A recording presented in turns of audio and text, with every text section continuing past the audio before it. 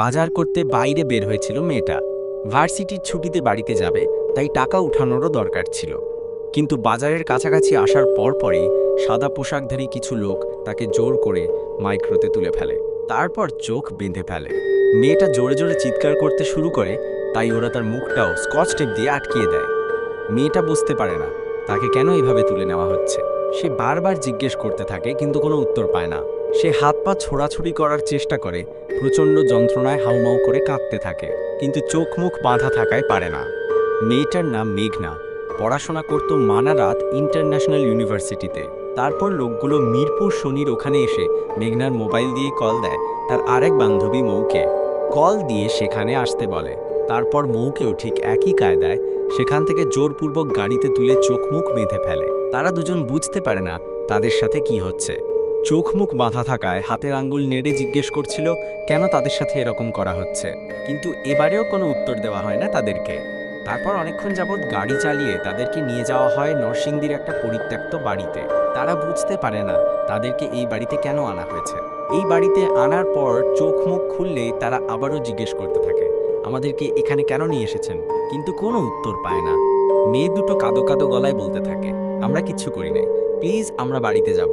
কিন্তু সাদা পোশাকধারী লোকেরা তাদেরকে কথা মতো কাজ করতে বলে, নয়তো বড় ঝামেলা হয়ে যাবে, এসব হুমকিও দিতে থাকে। এরপর টানা 3 দিন মেয়ে দুটোকে ওই বাড়িতে রাখা হয়। বাড়িটা ছিল পরিত্যক্ত, চারপাশে মাকড়সার জাল, নোংরা পানি, ঘুটঘুটে অন্ধকার, কারেন্টও নাই। 3 দিন পর মেয়ে দুটো দেখতে পায় বাড়িতে ড্রোন পাঠানো হচ্ছে, তারপর আরও কি যেন করা হচ্ছে। তারা দুজন ভয় পেয়ে যায়, ভয় কাঁদতে কাঁদতে বাড়িতে যাওয়ার কথা বলতে থাকে। এরপরই তারা দুজন দেখতে পায় বাইরে পুলিশ, র্যাব, ডিবির শত শত লোকজন দাঁড়িয়ে আছে। মেয়ে দুটো প্রচণ্ড হকচকিয়ে যায়, বুঝতে পারে না কি হচ্ছে ওদের সাথে। ওরা কান্নারত কণ্ঠে বারবার বলতে থাকে, প্লিজ আমাদেরকে বাড়িতে যেতে দেন।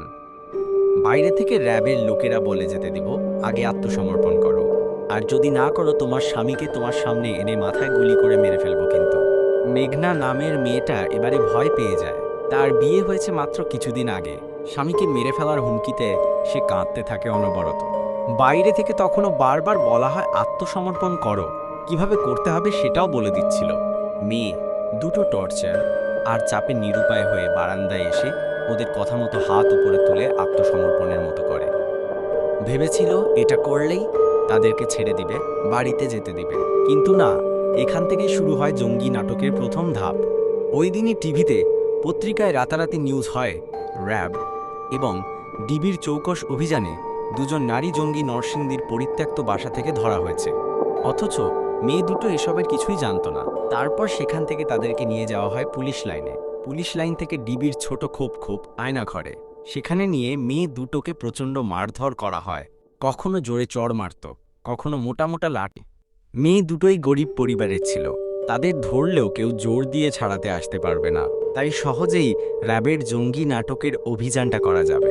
দীর্ঘ 6.5 বছর পর এখন নিরপরাধ মেয়ে দুটো ছাড়া পেয়েছে। ছাড়া পেয়ে সেই সব নির্মম অত্যাচার এবং জঙ্গি নাটকের পেছনের ঘটনাগুলো শেয়ার করেছে। জেল থেকে মুক্তি পাওয়ার পর মেয়ে দুটো হাউমাউ করে কাঁদতে কাঁদতে বলছিল, আমাদের জীবনটা তো শেষ হয়ে গেছে, কত স্বপ্ন ছিল বাবা মায়ের, ওরা আমাদের জীবনটা শেষ কইরা দিছে।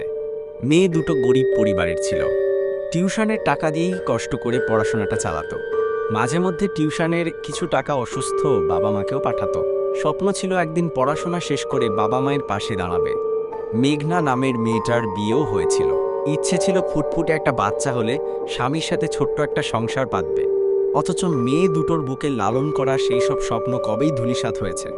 জঙ্গি নাটকের বলি করে হাসিনার বাহিনীরা ওদের জীবনটা শেষ করে দিয়েছে। মেয়ে দুটো এখনো স্বাভাবিক হতে পারে নাই। আজও ওই দিনগুলোর কথা মনে পড়লে ওদের নাকি কষ্ট হয়, চোখ ছলছল করে পানি আসে। অথচ একসময় কত হাসি খুশি ছিল, বাবা মাকে নিয়ে কত স্বপ্ন ছিল এই অসহায় মেয়ে দুটোর। তথ্য সংগ্রহ এবং লেখা ইব্রাহিম খালিল শাওন।